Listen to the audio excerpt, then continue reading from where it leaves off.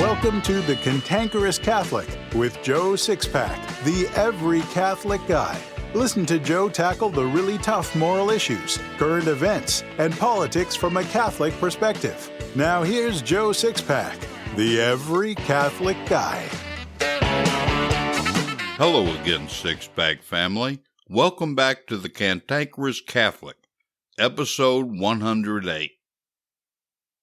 This is a very special episode of the Cantankerous Catholic because the censorship of orthodox Catholics has begun in earnest. Big Tech is hammering away at little me. After all, with just 30,000 listeners, I'm still small, but I have to make moves to escape this tyranny. This week, we're going to talk about the censorship and how to avoid it, at least for now.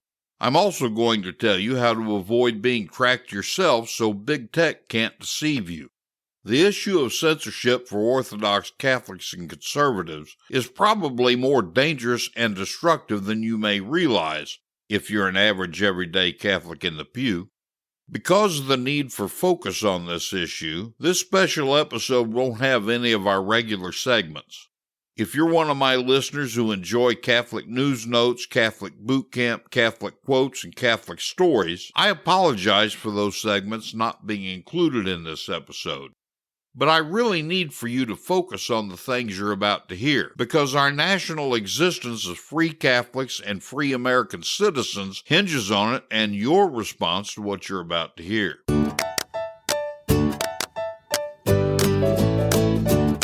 This brief commercial is solely for this episode. It's not one you'll hear again in the future. To begin, every Catholic needs to be listening to the Cantankerous Catholic because this show helps people to learn to navigate through these tumultuous times, as well as learn, understand, and live our faith better. You can help other Catholics find the Cantankerous Catholic much easier by leaving a review. Reviews cause the podcasting platforms to show the Cantankerous Catholic more often to people looking for Catholic podcasts. For your convenience, there's a link in my show notes for ratings and reviews. And I thank you in advance for leaving a review. Also, please consider making a gift to this apostolate so it can remain active. There's a link for online gifts in my show notes, and the mailing address is included if you prefer to send a check. Thank you.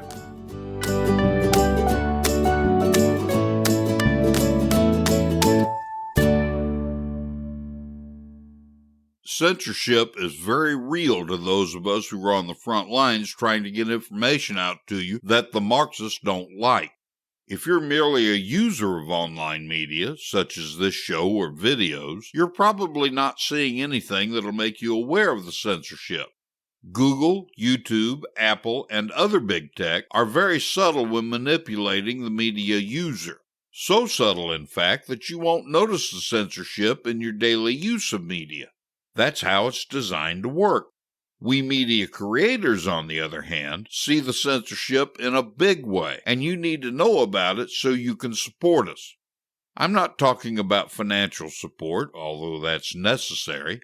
I'm talking about making the online migrations to the platforms we have to use to be able to continue to bring you the things we do. What I'm going to do in this episode is begin by laying it out for you with two cuts by Mark Levin from his Sunday night show on Fox, Life, Liberty, and Levin. I'm going to let Mark synthesize things better for you than I can. Then I'm going to play an interview Levin did with Rumble CEO Chris Pavlovsky. Rumble is a relatively new video platform that competes with YouTube. You need to see how YouTube and Google, which owns YouTube, cheats and works to crush their competition so they can continue to shove lies and propaganda down your throat without any interference from free speech platforms. Then I'm going to play two cuts back-to-back from The Vortex with Michael Voris.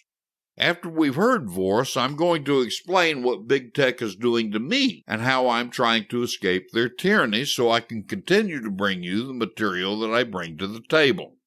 Don't think Big Tech is just attacking free speech conservatives in politics. It goes way further than that. They hate orthodox Catholicism as badly as they do conservative politics, and they made that abundantly clear. The reason they hate Orthodox Catholicism is because the constant 2,000-year teaching of the Church is opposed to everything in the Marxist agenda. Next, I'm going to wrap this whole thing up by telling you what you need to do in order to protect yourself. Yeah, Big Tech is after you, the listener, as well. They want your personal information to sell and trade for profit, but they also want to identify your religious and political affiliations. They do that by paying attention to the sites you visit and the things you listen to and watch. Let's start by allowing Mark Levin to lay the groundwork. Don't be misled by the way he begins his monologue. This isn't about the election. It's about censorship, and he makes that point very well. Let's roll the first Levin cut. You know what I talk about a lot? This, the Constitution of the United States. Stick with me, because these are very dire times. I want to read something to you. Article 2, Section 1, Clause 2. You're familiar with it by now, but let me read it to make a point. Each state shall appoint in such manner as the legislature thereof may direct a number of electors equal to the whole number of senators and representatives to which the state may be entitled in Congress. That's the United States Constitution, your Constitution. And the fact that I just read that will be considered controversial. Controversial in the radical left-wing media and controversial by opinion columns all over this country. Why?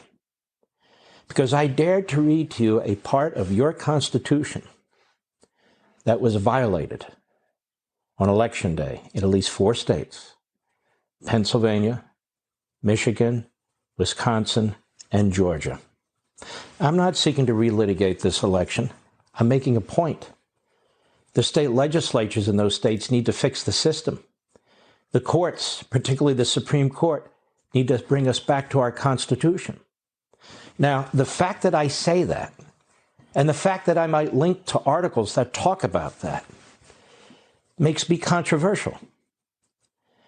And because I would talk like this and link to the Constitution and other issues of this sort, Facebook began giving me the scarlet letter, that what I was saying was in question, what I was saying was factually inaccurate. And after a while, I got so sick of it, I voluntarily left Facebook. I'm not going to put up with censoring. Nothing about this Constitution or what I said incites any rational human being to do anything but be concerned about what took place in these states and to want to have it fixed. That's the nature of free speech. That's the nature of principle. That's the nature of debate. That's what our country's all about. Then I decided voluntarily to leave Twitter when they decided to ban the President of the United States from using their platform. And then we were hearing that other conservatives were being banned, and that thousands of people, all of a sudden, for reasons they couldn't understand, were being removed. Well, I'm not participating in that kind of economic totalitarianism. I believe in speech. And the channels of communication, American to American, or American to foreign, or foreigner to American, are being choked off now, especially for those who are not leftists. You don't even have to be a conservative or a constitutionalist. You can be a reasonable, rational, knowledgeable human being who doesn't agree with the left, and you are being punished, and you're being caricatured. And we cannot tolerate that as a nation. Furthermore, I'm not going to have my millions and millions of listeners and viewers be monetized by these multi-billionaire monopolists. They use your name, they use your data, they use your information, your private information without your knowledge to make money. They sell it, they trade it, God knows what they do with it. That's not part of the bargain. All you want to do is communicate. All you want is free speech. Now, of course, there are people who go on these sites who are nasty people, who are diabolical people. There are people like that in our neighborhoods, in our communities, all over our country. But Twitter doesn't really care about them. They say they do, but they don't. And I'm going to prove it to you from our friends at the Daily Wire. Louis Farrakhan's account at Twitter is still active. Louis Farrakhan, the most famous anti-Semite in America today, although there's a lot of competition for that right now, still has an active Twitter account despite routinely comparing Jews to termites, among other things. Farrakhan, head of the notorious Nation of Islam, tweeted in 2018, "I am not anti-Semite, I'm an anti-termite." Though Twitter removed the verified check from his account following a tweet about the satanic Jew in the synagogue of Satan, his account still remains active in public as of this program. The Chinese embassy in the United States, you may not know it, as they point out in the Daily Wire, but the Chinese embassy in the United States has their own verified Twitter account with over 78,000 followers. Their account is routinely used to spread Chinese Communist Party propaganda on behalf of President Xi Jinping. Now, they used Twitter to defend China's use of concentration camps the other day, in part of their ongoing genocide against Muslims. The minds of Muslim women in Xinjiang were emancipated, I'm quoting, and gender equality and reproductive health were promoted, making them no longer baby-making machines, the account tweeted, before saying the victims are more confident and independent. While the tweet has since been deleted, the account has not. New York Antifa account. For all their talk of restricting those promoting violence, Twitter still allows Antifa accounts full access to the platform, despite their by any means necessary slogan and their use of violent rhetoric and tactics. It is a Marxist, anarchist, violent organization. The account routinely doxes individuals deemed quote-unquote Nazis. In other words, anyone on the right sharing photos and personal information in an attempt to intimidate and coerce them. The page also reports photos and videos of so-called fascists being attacked on the street and at protests with gleeful captions, people eating outside peacefully at a restaurant. So their account has not been banned by Twitter. Nicolas Maduro, the fascist killing dictator of Venezuela, despite running his country into the ground and killing or jailing anyone who stood in his way, Nicolas Maduro, best known as the human rights abusing, socialism-loving dictator of Venezuela, still enjoys the use of his Twitter account. The Ayatollah Khomeini has a Twitter account. Other brutal, murdering dictators all over the world have Twitter accounts and tweet. And so they ban the President of the United States. They're banning mainstream conservatives. They're banning mainstream constitutionalists in this massive purge effort. And so there may be nut jobs, there may be violent people, but they're painting with a broad brush. They're painting with a broad brush and taking as many people, thousands, tens of thousands of people off their site and banning them. So where do they go? Where are these people going to go? Now that Mark has laid out the basics for you, I'm going to run his interview with Pavlovsky so you can see just how badly these media tyrants are censoring what you see and hear. Let's run Levin's interview with Rumble CEO Chris Pavlovsky. Welcome back, America. There's another entrepreneur out there who has started a company called Rumble, which I also like very, very much, and we've transitioned over there. And it's competing with companies like YouTube. And his name is Chris Pavlovsky. He's the founder and CEO of Rumble. Now, Chris, tell us about you. When did you decide to start Rumble, and how did you start Rumble? So I've been in the internet space for 2 decades now. I actually started building websites out of my parents' basement right out of university. And ironically, I was in the video space back then, competing against tons of different websites. And specifically around 2005, YouTube emerged. And we were competing against YouTube. And then by 2006, there was a cataclysmic event that happened in the space where Google acquired YouTube. And basically from that point on, all the sites like eBaum's World, College Humor, the ones that I had became pretty much non-existent because of in my opinion, the vertical integration of YouTube into the Google search engine. So fast forward to 2013 is when I started Rumble. And we started Rumble on the premise of the fact that the little guy, the little creator, was no longer getting distribution and getting monetization on their videos anymore. They were now kind of being hidden, silenced in a way. If you remember YouTube in 2006, 2007, 2008, the homepage was full of home-generated content, things that me and you would film at home, and videos like Charlie Bit My Finger as the largest videos on the platform. By 2013, it was only large icons, influencers, big media corporations, and that's who was getting all the distribution on the YouTube platform. And the little guy was left completely behind. So we built the platform in 2013 on the premise of helping the little creator and bringing a voice back. They were being censored in a way that no one really saw and no one really noticed until about 2020. And based on what we're seeing now in 2020, it's happening across the censorship's happening across the spectrum. It's not just the little creator. It's happening to the big creators, the influencers, the president, you name it. It's happening to everyone unless the platform likes it. Let me ask you a question. YouTube now, you're right, has been devoured by Google. Who runs YouTube? Is there a CEO at YouTube? Yes, I believe there's a CEO at YouTube. And it's owned by Google. Google owns YouTube. So Google now has the power, and the reason I guess they acquired YouTube, to promote YouTube and crush its competitors. And is that what it's doing? And how is it doing it? So we filed a lawsuit this week on Monday, and our complaint alleges that Google is self-preferencing YouTube in their search results. And Google's also pre-installing the YouTube app on mobile devices, which makes it next to impossible for companies like us to compete.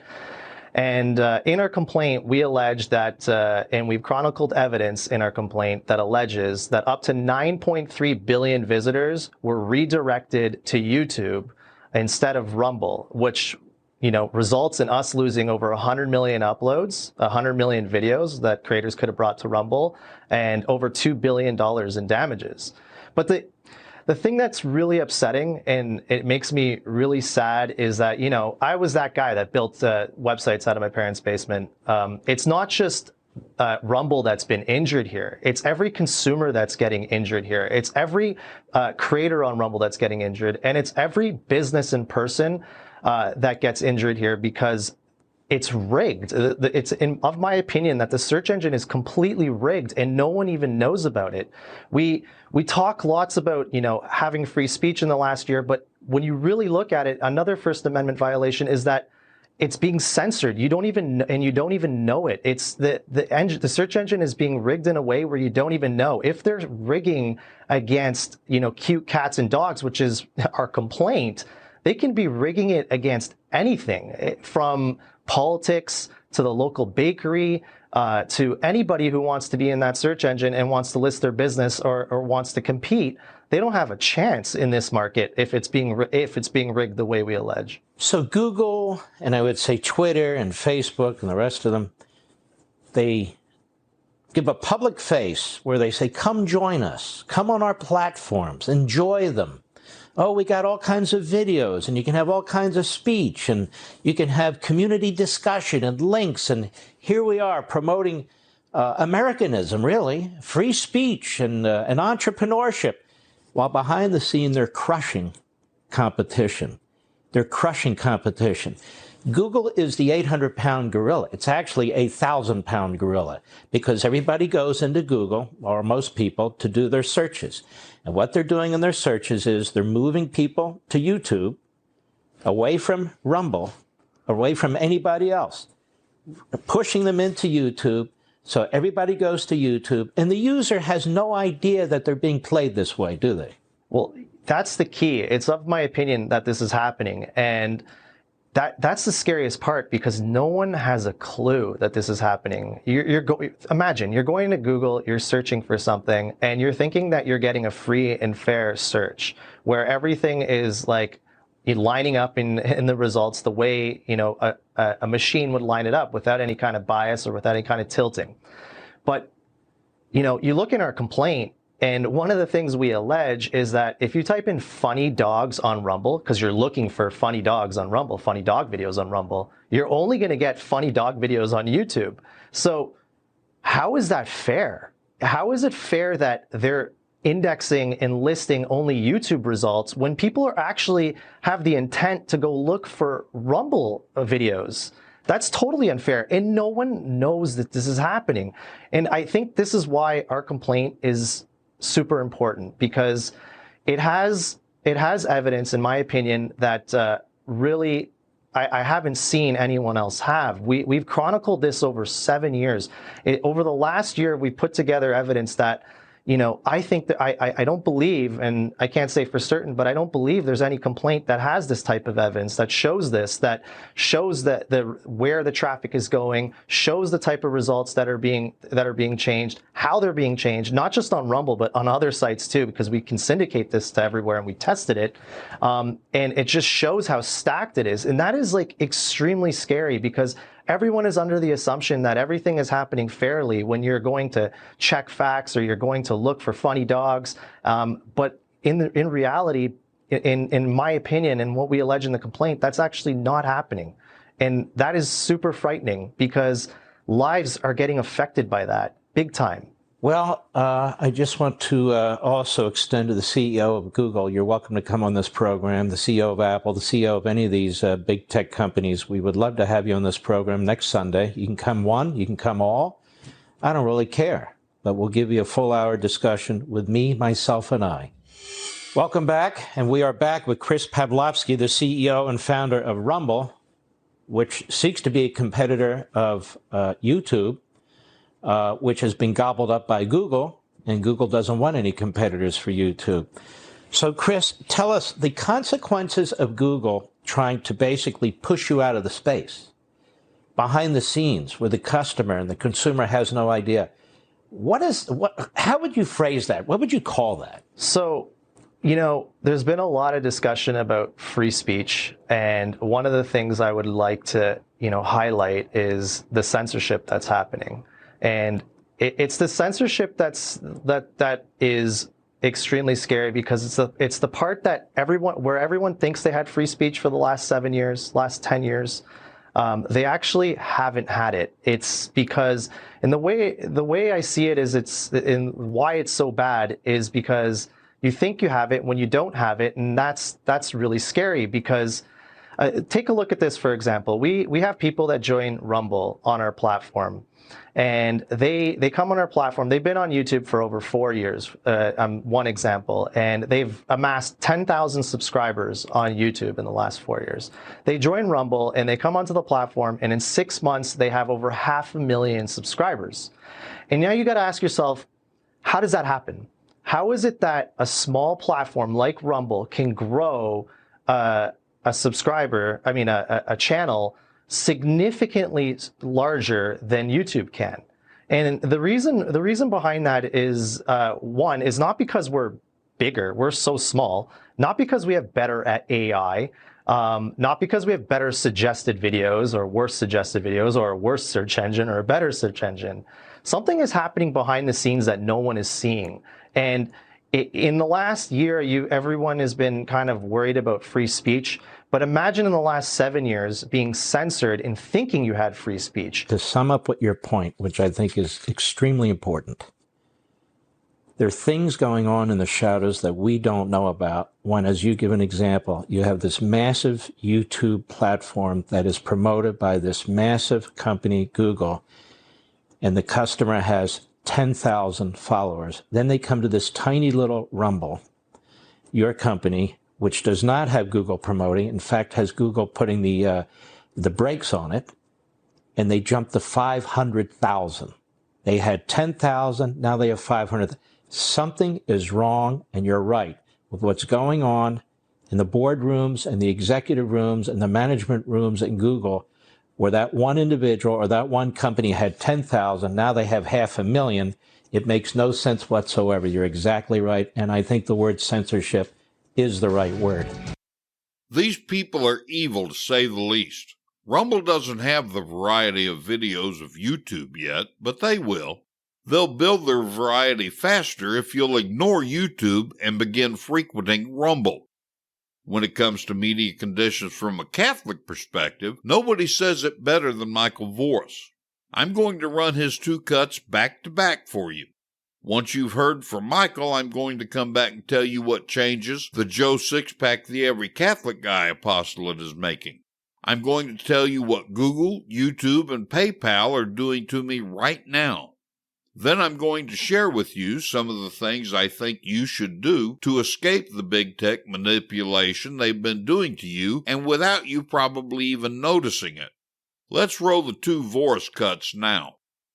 This Vortex episode is deliberately not being released on YouTube because it's about getting away from the Marxist-minded giant tech outfits who have complete control over what truth to squash and which lies to promote. Here's a little background on all of this from our perspective here at Church Militant. Long ago, even before 2016, we were internally discussing that the day would arrive when this would all start to happen. We aren't prophets or we're not having visions or anything of the sort. If you follow us, you know we have a pretty keen insight into the state of affairs in the church and the world because we keep our finger on the pulse and speak with lots of people behind the scenes frequently. Plus, we have some pretty insightful people here on staff as well, people who get it. America was deteriorating long before the 2020 election was stolen, and affairs in the church, the corruption of the hierarchy, was speeding that process along. So where we've arrived was going to be inevitable, and so here we are. So before we get censored and dialed back and deplatformed, we're going to begin reducing our own footprint in the world of giant tech. Big tech has already censored the president. Then they started limiting and deplatforming other conservative groups. Then, as you know, the hosts for Parler just dropped them because of the mass migration of faithful Catholics and political conservatives to the site. This steamrolling of conservatives on the internet is not going to stop. It's going to increase. The underlying problem is pretty simple. A handful of Marxist zillionaires developed all the technology. They profited from government protection from being sued. They constructed a monopoly. They created all their own systems, collaborated with each other on how to get all this hooked up and connected, and positioned themselves to exert near total control over the masses after getting the masses to sign up. Now, almost everyone Googles and Facebooks and tweets and so forth. In short, they have most of the country right where they want them. An even more direct summary, it's their sandbox and they control it utterly. People who want the truth simply cannot play in that sandbox. It's built to lie, distort the truth, and push a Marxist narrative, period. As Father John Hardin used to say, and we have often repeated, it is the Luciferian media. Now you've listened to these 2 great patriots, one of them a Catholic and the other a Jew. What they've just told you is happening in America right now. Now let me tell you what big tech's been doing to me. I have a channel on YouTube. They've been deleting videos from my channel just because they don't like what I say. Well, there's still enough fight left in this old soldier that I'm not going to let them censor me and cheat you. More on that in a minute. Google is the largest search engine on the internet. Every few months I'd use Google to see where I was ranking in their searches. I'd worked hard to build a strong presence on Google. 6 months ago when I Googled this apostolate, the first 3 pages consisted of this apostolate alone, and the next several pages had the apostolate as the dominant presence. When I Googled this apostolate 2 weeks ago, I only found my material listed twice. It's probably even worse now. Google is directing people away from the Joe Sixpack, the Every Catholic Guy apostolate. PayPal has done its damage as well. I use PayPal so my supporters can send me financial support when they want to. I began having a rash of supporters being told that PayPal couldn't process the funds. I don't know what those donors were being told by PayPal, but all the financial giant would tell me is that I couldn't have the money. Now that I've told you what they've been doing to me, rather than wait until they completely destroy this apostolate, I'm making some changes. Regarding YouTube, I'm doing 3 things. First, I'm establishing a channel at Rumble, where they're happy to have my business. I'm also establishing a channel at gabtv.com. Just in case there are future problems with those platforms, I'm creating a page on my main site, CantankerousCatholic.com, to place all of my video work. Now, why am I bringing everything home to my site? Well, I own this site, and the servers I run on are in Great Britain. The Marxists can't affect what I own. I have 3 websites, CantankerousCatholic.com, JoeSixpackAnswers.com, and GrowMyParish.com. I'm redesigning CantankerousCatholic.com so that it'll have everything from all 3 sites. Don't worry, although all 3 sites will be together on one site, you won't be able to see it unless you're looking for it. Each site will continue to look as they do now, but they'll be on the one platform I own. Regarding how I'm going to deal with PayPal is a little bit different. The world's largest merchant account is a company called Stripe. I already use Stripe for the sale of my books, but now I'm in the process of moving everything else to Stripe. That's actually a move I've been wanting to make for quite a while anyway, because it's more secure for you than PayPal, and the rate per transaction costs me less money. It's just going to take time to do it because it's harder to set up Stripe than PayPal. Google is a different story. I haven't used Google in the traditional sense for years.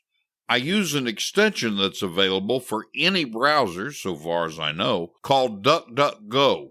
When I make a search through DuckDuckGo, it uses Google, but it can't be traced back to me.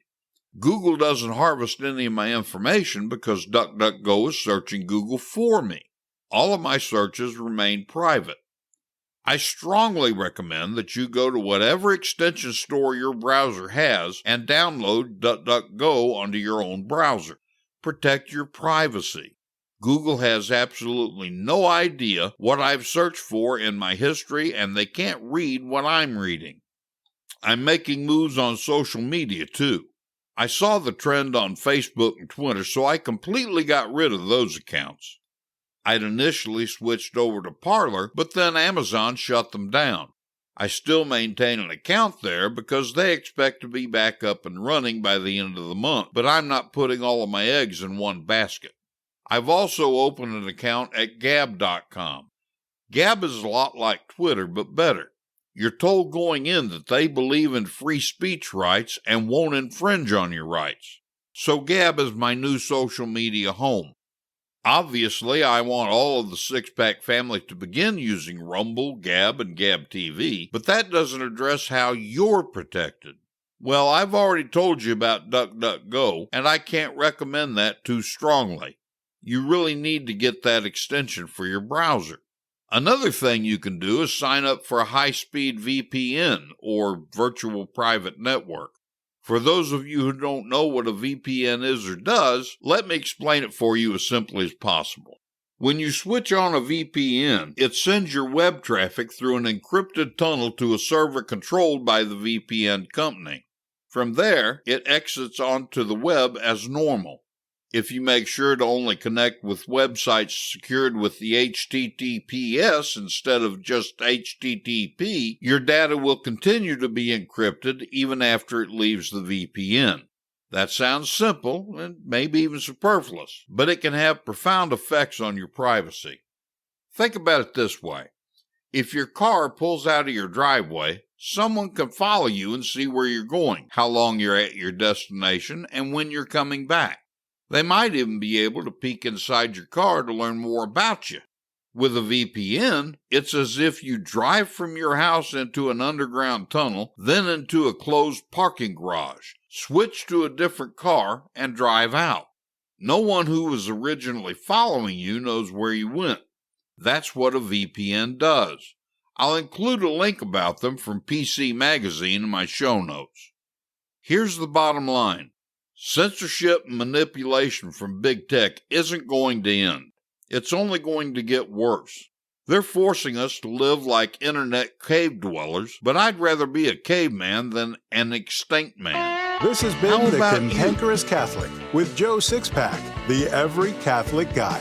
Thanks for subscribing, and be sure to visit CantankerousCatholic.com to get your free copy of Joe's popular book, The Best of What We Believe, Why We Believe It.